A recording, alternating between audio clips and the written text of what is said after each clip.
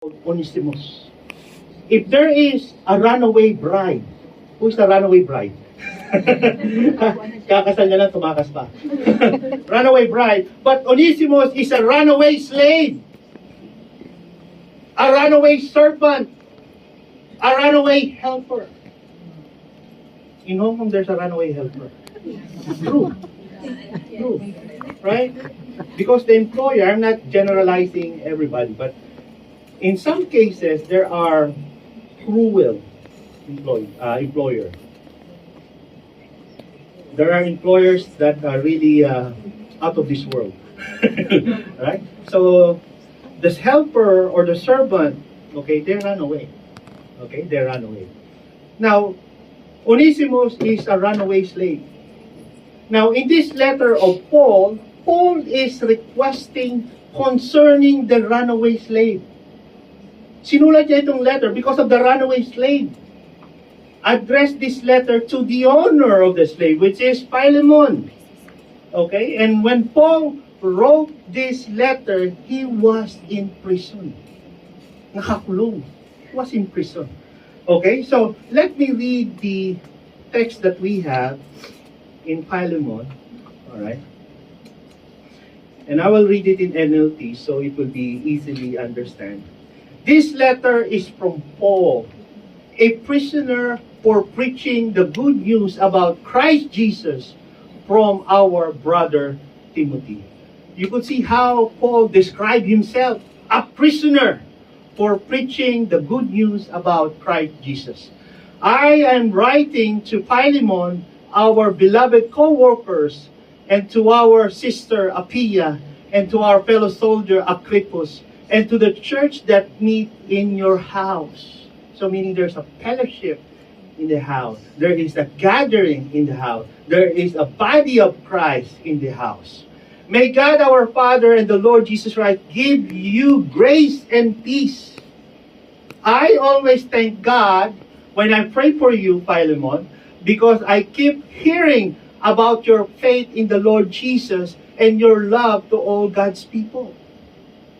Do you pray for your sister, to your brother? Nagdadasal ba tayo sa kanila?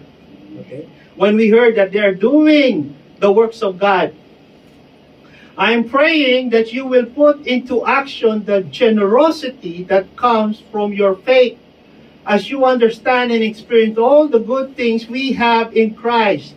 Your love has given me much joy and comfort. My brother, for your kindness has often refreshed the heart of God's people. This is why I am boldly asking a favor of you. I could demand it in the name of Christ because it is right thing for you to do. But because of your love, I prefer simply to ask you, consider this as a request from me, Paul, an old man and now also a prisoner for the sake of Christ Jesus. I appeal to you to show kindness to my child, Onesimus, the runaway slave. I became his father in the faith while in prison. Onesimus hasn't been much use to you in the past, but now he's very useful to both of us. I'm sending him back to you.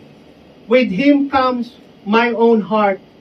I wanted to keep him here with me while I'm in this change for preaching the good news. And he would help me on your behalf. But I didn't want to do anything without your consent. I wanted you to help because you were willing and not because you were forced. It seems you lost Onesimus for a while so that you could have him forever. He is no longer like a slave to you. He is more than a slave. He is a beloved brother, especially to me. Now he will mean much more to you both as a man and as a brother in the Lord. So if you consider me your partner, welcome him as you welcome me. If he has wronged you in any way, or owns you everything or anything, charge it to me. I, Paul, write this with my own hand. I will repay it I won't mention that you own me your very soul. Yes, my brother, please do me a favor for the Lord's sake. Give me this encouragement in Christ. Last one. I am confident as I write this letter to you, will do what I ask and even more. One more thing, please prepare a guest room for me.